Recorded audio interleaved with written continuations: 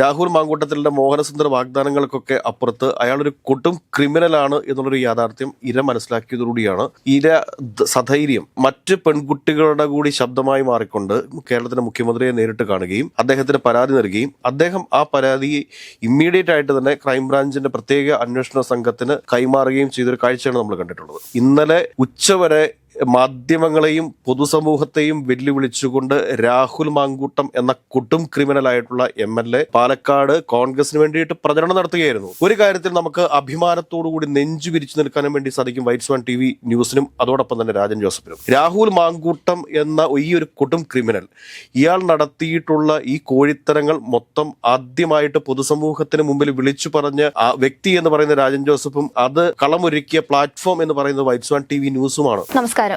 രാഹുൽ മാങ്കൂട്ടത്തിൽ വിഷയത്തിൽ whites one TVക്ക് എന്നും ഒരു നിലപാടുണ്ടായിരുന്നു. നമ്മൾ ഇരയുടെ കൂടെയാണ് വൈറ്റ്സ് വൺ TV നിന്നിരുന്നത്.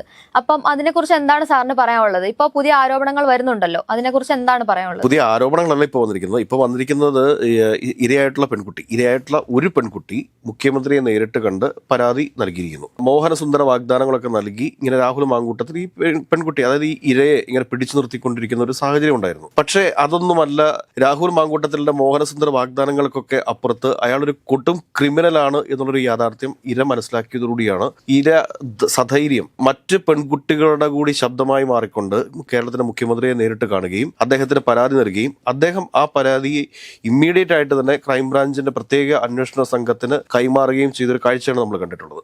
ഇന്ന് നമ്മൾ ഈ ചർച്ചയ്ക്കിരിക്കുന്ന സമയത്ത് മനസ്സിലാക്കാൻ സാധിക്കുന്നത് രാഹുൽ മാങ്കൂട്ടത്തിനെതിരെ ലുക്കൌട്ട് നോട്ടീസ് പുറപ്പെടുവിച്ചിരിക്കുന്നു എന്നുള്ളതാണ്. ഇന്നലെ ഉച്ചവരെ മാധ്യമങ്ങളെയും പൊതുസമൂഹത്തെയും വെല്ലുവിളിച്ചുകൊണ്ട് രാഹുൽ മാങ്കൂട്ടം എന്ന കൊടും ക്രിമിനലായിട്ടുള്ള MLA പാലക്കാട് കോൺഗ്രസിന് വേണ്ടിയിട്ട് പ്രചരണം നടത്തുകയായിരുന്നു. ആ രാഹുൽ മാങ്കൂട്ടത്തെ ന്യായീകരിച്ചുകൊണ്ട് കോൺഗ്രസിന്റെ ഒരുപാട് നേതാക്കന്മാർ രംഗത്ത് വന്നിരുന്നു. കെ സുധാകരൻ ഉൾപ്പെടെയുള്ള നേതാക്കന്മാർ രംഗത്ത് വന്നിരുന്നു. ഇന്ന് രാവിലെ കൂടി പാലക്കാട് MP ആയിട്ടുള്ള VK ശ്രീകണ്ഠൻ രാഹുൽ മാങ്കൂട്ടത്തിനെ ന്യായീകരിച്ചുകൊണ്ട് വരുന്ന ഒരു കാഴ്ച നമ്മൾ കണ്ടതാണ്. പാലക്കാട് DCC പ്രസിഡന്റ് തങ്കപ്പൻ, ഈ തങ്കപ്പനോടൊക്കെ പറയേണ്ടത്, തങ്കപ്പനൊക്കെ ഇനി പൊതുസമൂഹത്തിൽ പൊതുപ്രവർത്തനവുമായിട്ട് നടക്കാൻ പാടില്ല എന്നുള്ളൊരു അഭിപ്രായമാണ് എനിക്കുള്ളത്. ഒരു കാര്യത്തിൽ നമുക്ക് അഭിമാനത്തോടുകൂടി നെഞ്ചു വിരിച്ചു നിൽക്കാനും വേണ്ടി സാധിക്കും വൈറ്റ്സ് വൺ TV ന്യൂസിനും അതോടൊപ്പം തന്നെ രാജൻ ജോസഫിനും. രാഹുൽ മാങ്കൂട്ടം എന്ന ഈ ഒരു കൊടും ക്രിമിനൽ ഇയാൾ നടത്തിയിട്ടുള്ള ഈ കോഴിത്തരങ്ങൾ മൊത്തം ആദ്യമായിട്ട് പൊതുസമൂഹത്തിന് മുമ്പിൽ വിളിച്ചു പറഞ്ഞ ആ വ്യക്തി എന്ന് പറയുന്ന രാജൻ ജോസഫും അത് കളമൊരുക്കിയ പ്ലാറ്റ്ഫോം എന്ന് പറയുന്നത് വൈറ്റ്സ് വൺ TV ന്യൂസുമാണ്. അത് നമുക്ക് അഭിമാനിക്കാം. കാരണം ഇരയ്ക്ക് നീതി കിട്ടിയിരിക്കുന്നു ഇപ്പോൾ. അപ്പോൾ ആ ഇരയ്ക്ക് നീതി കിട്ടുന്ന ഈ ഒരു സാഹചര്യത്തിൽ അഭിമാനപൂർവ്വമാണ് വൈറ്റ്സ് വൺ TV ന്യൂസും അതോടൊപ്പം തന്നെ രാജൻ ജോസഫ് നിൽക്കുന്നത്. ഒന്ന് ആലോചിച്ച് നോക്കൂ, രാജൻ ജോസഫിന്റെ ഫോണുകളിലേക്ക് വന്നിരുന്ന ഭീഷണി എന്തൊക്കെയായിരുന്നു. അതുകൂടാതെ ഇപ്പോൾ വ്യക്തിപരമായിട്ട് എന്നെ കടന്നാക്രമിച്ചുകൊണ്ട് എന്തൊക്കെയാണ് പറഞ്ഞിരിക്കുന്നത്, എൻ്റെ മക്കളെ വഴിയിൽ വണ്ടി കയറ്റി ചതച്ചരയ്ക്കും എന്നൊക്കെയുള്ള രീതിയിൽ എന്തെല്ലാം പച്ചത്തെറികളാണ് രാജൻ ജോസഫിനെതിരെ വന്നുകൊണ്ടിരുന്നത്, എനിക്കെതിരെ വന്നുകൊണ്ടിരുന്നത്, വൈറ്റ്സ് വൺ TV ന്യൂസിനെതിരെ വന്നുകൊണ്ടിരുന്നത്. വൈറ്റ്സ് വൺ TV ന്യൂസിന്റെ യൂട്യൂബ് ചാനലും അതോടൊപ്പം തന്നെ ഫേസ്ബുക്കും ഹാക്ക് ചെയ്യാൻ വേണ്ടിയിട്ടുള്ള ശ്രമം ഉണ്ടായില്ലേ? വൈറ്റ്സ് വൺ TV ന്യൂസിനെതിരെ പ്രമുഖ മാധ്യമ പ്രവർത്തകരെ കൊണ്ട് അനാവശ്യമായിട്ടുള്ള പരാതികൾ കൊടുത്തില്ലേ? അന്ന് പരാതി നൽകിയ ആളുകൾക്കൊക്കെ എതിരെ ഇന്ന് യഥാർത്ഥ ഇര മുഖ്യമന്ത്രിക്ക് പരാതി നൽകുന്ന കാഴ്ചയാണ് കണ്ടിട്ടുള്ളത്. നമുക്ക് സ്ഥിരീകരിക്കാൻ സാധിച്ചിട്ടില്ല. നമുക്കെതിരെ പരാതി നൽകിയിട്ടുള്ള ഒരു മാധ്യമ പ്രവർത്തകയ്ക്കെതിരെ ആ ഇര പരാതി നൽകിയതായിട്ടുള്ള വാർത്തകൾ പുറത്തു വരുന്നുണ്ട്. സ്ഥിരീകരിക്കാത്തതുകൊണ്ട് നമുക്കത് വ്യക്തത വരുത്തി പറയാൻ വേണ്ടി സാധിക്കുന്നില്ല. ഏതൊക്കെയായാലും അഭിമാനപൂർവ്വം തന്നെ പറയാൻ സാധിക്കും, നമ്മൾ അറിഞ്ഞ വിവരങ്ങൾ, കേട്ട വിവരങ്ങൾ അത് പൂർണ്ണമായ ബോധ്യത്തോടുകൂടി കൂടിയാലോചനകൾ നടത്തി കൃത്യമായിട്ട് തന്നെ സധൈര്യം പൊതുസമൂഹത്തിന് മുമ്പിൽ വിളിച്ചു പറഞ്ഞു. ഈ രാജൻ ജോസഫ് ഈ വിവരം പറയുന്ന സമയത്ത് രാജൻ ജോസഫിനെ ഒരുപാട് മുതിർന്ന മാധ്യമ പ്രവർത്തകർ, ഓൺലൈൻ മാധ്യമ പ്രവർത്തകർ ഉൾപ്പെടെയുള്ള ആളുകൾ വിളിച്ചിട്ട് അദ്ദേഹത്തോട് പറഞ്ഞു, ഇത് CPMന്റെ സൈബർ ഇടങ്ങൾ പടച്ചുവിടുന്ന വ്യാജ വാർത്തകളാണ്, അത് ഏറ്റുപിടിക്കുവാൻ താങ്കൾക്ക് നാണമില്ലേ എന്ന് ചോദിക്കുന്ന സമയത്തും സധൈര്യം അദ്ദേഹം പറഞ്ഞ കാര്യം എന്താണ്? ഇത് എനിക്ക് കൃത്യമായി ബോധ്യപ്പെട്ടതിന്റെ അടിസ്ഥാനത്തിൽ, എൻ്റെ ബോധ്യത്തിന്റെ അടിസ്ഥാനത്തിൽ തന്നെയാണ് ഞാൻ ഇത് പറയുന്നത്, ഇതിൽ നിന്ന് ഒരു അടി ഞങ്ങൾ പിന്നോട്ട് പോവുകയില്ല എന്ന് പറഞ്ഞില്ലേ? എത്രയെത്ര വാഗ്ദാനങ്ങൾ അദ്ദേഹത്തിന് വന്നു. വൈറ്റ്സ് വൺ TV ന്യൂസിന് നേരെ ഭീഷണി വന്നു, വാഗ്ദാനങ്ങൾ വന്നു. ഇതിലൊന്നും വീഴാതെ നമ്മൾ കൃത്യമായി തന്നെ ഈ കാര്യങ്ങൾ പറഞ്ഞുകൊണ്ടേയിരുന്നു. അത് കഴിഞ്ഞതിന് ശേഷമാണല്ലോ റിപ്പോർട്ടർ TV ഇതൊരു വലിയ ബിഗ് ബ്രേക്കിംഗ് ആയിട്ട് പുറത്തേക്ക് വിടുന്നത്. അതിനുശേഷമല്ലേ ഈ രാഹുൽ മാങ്കൂട്ടത്തെ അനുകൂലിച്ചുകൊണ്ട് PR വർക്ക് നടത്തിയിരുന്നവർ പോലും ഇരയുടെ പക്ഷത്തേക്ക് വന്നത്. അതിനുശേഷവും രാഹുൽ മാങ്കൂട്ടം റിപ്പോർട്ടർ ചാനലിനകത്ത് വാർത്ത ഈ ഒരു ശബ്ദരേഖ വന്നതിന് ശേഷവും രാഹുൽ മാങ്കൂട്ടത്തിന്റെ പക്ഷത്താണ് ന്യായം എന്ന് പറഞ്ഞുകൊണ്ട് ചില ആളുകൾ നിന്നില്ലേ? അവർ വൈറ്റ് സ്വാൻ TV ന്യൂസിനെതിരെ ശക്തമായ ആരോപണങ്ങൾ ഉന്നയിച്ചില്ലേ? രാജൻ ജോസഫിനെതിരെ വളരെ മോശപ്പെട്ട രീതിയിൽ രാജൻ ജോസഫിനെ ചിത്രീകരിച്ചില്ലേ? എന്നിട്ടും നമ്മൾ പറഞ്ഞതിൽ തന്നെ അടിയുറച്ചു നിൽക്കുകയും വീണ്ടും വീണ്ടും രാഹുൽ മാങ്കൂട്ടം എന്ന കൊടും ക്രിമിനലിനെ ഈ പൊതുസമൂഹത്തിൽ തുറന്നു കാണിക്കത്തക്ക രീതിയിൽ തന്നെ വാർത്തകൾ ചെയ്യുകയും ചെയ്തില്ലേ? എത്രയോ ഭീഷണികളായിരുന്നു. വൈറ്റ് സ്വാൻ TV ന്യൂസ് എന്ന് പറയുന്നത് മുഖ്യമന്ത്രി പിണറായി വിജയന്റെ PR ടീമിൽ പെട്ടതാണ് എന്നുള്ള രീതിയിൽ പോസ്റ്ററുകൾ പ്രചരിപ്പിച്ചില്ലേ? വ്യക്തിപരമായ അധിക്ഷേപങ്ങൾ നടത്തിയില്ലേ? കൊല്ലുമെന്ന് ഭീഷണിപ്പെടുത്തിയില്ലേ? പക്ഷെ അപ്പോഴും കൃത്യമായ ബോധ്യത്തിന്റെ അടിസ്ഥാനത്തിൽ കണ്ടു മനസ്സിലാക്കിയതിന്റെ അടിസ്ഥാനത്തിൽ വൈറ്റ് സ്വാൻ TV ന്യൂസും രാജൻ ജോസഫും ഉറച്ചു തന്നെ നിന്നില്ലേ? എത്ര കേസുകൾ ഇതിന്റെ പേരിൽ വന്നിട്ടുണ്ട്? രാജൻ ജോസഫിന് ഇതിന്റെ പേരിൽ 2 3 ഡിഫോർമേഷൻ കേസുകളുണ്ട്. വൈറ്റ് സ്വാൻ TV ന്യൂസിലുണ്ട് 3 4 ഡിഫോർമേഷൻ കേസുകൾ. പക്ഷെ ഇതിനെയെല്ലാം തരണം ചെയ്തുകൊണ്ട് തന്നെയാണ് നമ്മൾ ഈ വാർത്തകൾ പറഞ്ഞിട്ടുള്ളത്. അതുകൊണ്ട് വൈറ്റ് സ്വാൻ TV ന്യൂസിനെ സംബന്ധിച്ചിട്ടും രാജൻ ജോസഫിനെ സംബന്ധിച്ചിട്ടും രാജൻ ജോസഫിന്റെ കരിയറിലെ ഏറ്റവും വലിയൊരു ബ്രേക്കിംഗ് ആയിരുന്നു ഈ ന്യൂസ് എന്ന് പറയാതിരിക്കാൻ നമുക്ക് വയ്യ. അത് വൈറ്റ് സ്വാൻ TV ന്യൂസിൽ കൂടെ ആണ് എന്നുള്ളതിൽ ഏറെ അഭിമാന ബോധം നമുക്കുണ്ട്. ഇതുപോലെയുള്ള ഒരു സെക്ഷൽ പ്രൊവേർട്ടിനെ ഈ നാട്ടിൽ തുറന്നു കാണിക്കാൻ സാധിച്ചതിന്റെ ഒരു അഭിമാനം അത് ചരിത്രത്തിൽ തന്നെ രേഖപ്പെടുത്തുമെന്ന്. ഇപ്പം നമ്മൾക്ക് ഇതിന്റെ ഒരു അവകാശവാദങ്ങളൊന്നും പ്രത്യേകിച്ചൊന്നും പറയാനൊന്നുമില്ല. അല്ലെങ്കിൽ പലരും പല രീതിയിൽ നമ്മളെ പരിഹസിച്ചേക്കാം, അവഹേളിച്ചേക്കാം, അല്ലെങ്കിൽ ഇതിന്റെയൊക്കെ ഉത്തരവാദിത്വം ആരെങ്കിലുമൊക്കെ ഏറ്റെടുത്തേക്കാം.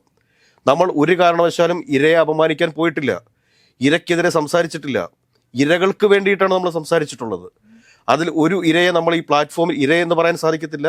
വളരെ മോശപ്പെട്ട അനുഭവം രാഹുൽ മാങ്കൂട്ടം MLA യിൽ നിന്നുണ്ടായിട്ടുള്ള ഒരു പെൺകുട്ടി നമ്മുടെ ഈ ഫ്ലോറിൽ വന്ന് നമുക്ക് ഇന്റർവ്യൂ തന്നില്ലേ? ആ പെൺകുട്ടി കാണിച്ച ആ ഒരു ആർജവം ഒന്ന് ആലോചിച്ച് നോക്കൂ. ആ പെൺകുട്ടിയാണല്ലോ ആദ്യമായിട്ട് ഈ രാഹുൽ മാങ്കൂട്ടം എന്ന് പറയുന്ന വ്യക്തി വളരെ ഈ വൃത്തികെട്ടവനാണ് എന്ന് ഈ പൊതുസമൂഹത്തോട് വിളിച്ചു പറഞ്ഞത്. കാരണം അയാളുടെ ആറ്റിറ്റ്യൂഡ് ഹൂ കെയേഴ്സ് എന്നുള്ളതാണെന്ന്.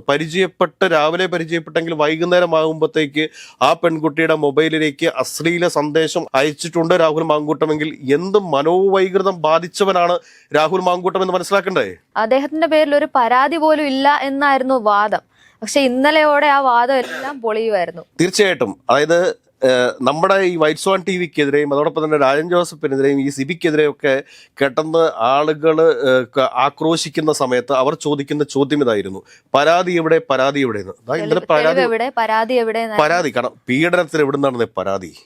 രാഹുൽ ഈശ്വറിനെ പോലെയുള്ള ന്യായീകരണ കമ്മിറ്റിക്കാർ ന്യായീകരിച്ചു മരിക്കുകയല്ലേ? വിവാഹിതയാണെന്നാണ് ആയിക്കൊള്ളട്ടെന്ന്, വിവാഹിതയാണ് എന്നൊക്കെയുള്ള ന്യായങ്ങൾ പറഞ്ഞു കഴിഞ്ഞാലും ഇപ്പോൾ ഞാൻ പറയട്ടെ, വിവാഹം കഴിച്ച് നെക്സ്റ്റ് ഡേ തന്നെ ഡൈവോഴ്സ് ആകുന്ന ഒരു കാലഘട്ടത്തിൽ കൂടെയാണ് കടന്നു പോകുന്നത്.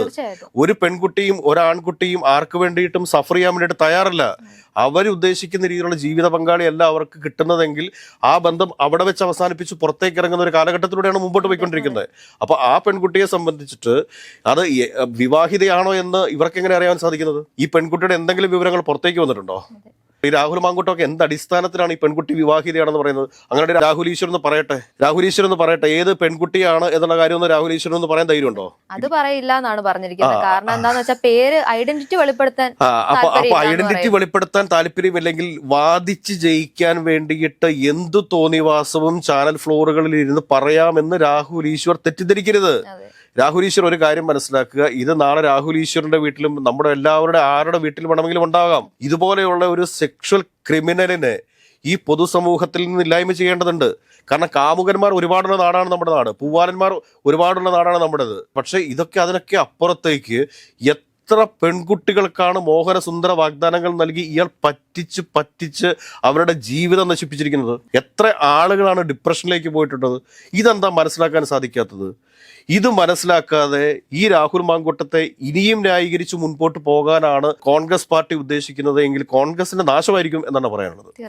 ഇത് ഒരു കാര്യം തീർച്ചയായിട്ടും പറയേണ്ടതുണ്ട്. വൈറ്റ് സ്വാൻ TV ന്യൂസ് പുറത്തു കൊണ്ടുവന്ന ഒരു വാർത്തയുടെ ഇമ്പാക്റ്റ് തന്നെയാണ് ഈ ഒരു ഇരയ്ക്കെങ്കിലും, വീണ്ടും എടുത്തു പറയുന്നു, ഈ ഒരു ഇരയെങ്കിലും പരാതി നൽകാൻ വേണ്ടിയിട്ട് രംഗത്തേക്ക് വന്നിട്ടുണ്ട്. ഈ ഇരയുടെ സ്വകാര്യതയെ മാനിച്ചുകൊണ്ട്, ഇരകളുടെ സ്വകാര്യത എന്ന് പറയുന്നത്, ഇരകളുടെ സ്വകാര്യതയെ മാനിച്ചുകൊണ്ട് പല കാര്യങ്ങളും നമുക്ക് പുറത്തേക്ക് പറയാനായിട്ട് ബുദ്ധിമുട്ടുണ്ട്. എങ്കിൽ തന്നെയും പറയുകയാണ്, ഈ രാഹുൽ മാങ്കൂട്ടം എന്ന ഒരു സെക്ഷൽ ക്രിമിനലിനെ പൊതുസമൂഹത്തിന് മുമ്പിൽ തുറന്നു കാണിക്കുന്നതിൽ വൈറ്റ് സ്വാൻ TV ന്യൂസും അതോടൊപ്പം തന്നെ രാജൻ ജോസഫും വഹിച്ചിരിക്കുന്ന പങ്ക് നിസ്സാരമല്ല എന്ന് വ്യക്തതയോടും സത്യസന്ധമായിട്ടും ആരുടെ മുമ്പിൽ നിന്നും ഒരു അവകാശവാദമായി തന്നെ പറയാൻ സാധിക്കും എന്നാണ് എനിക്ക് പറയാനുള്ളത്.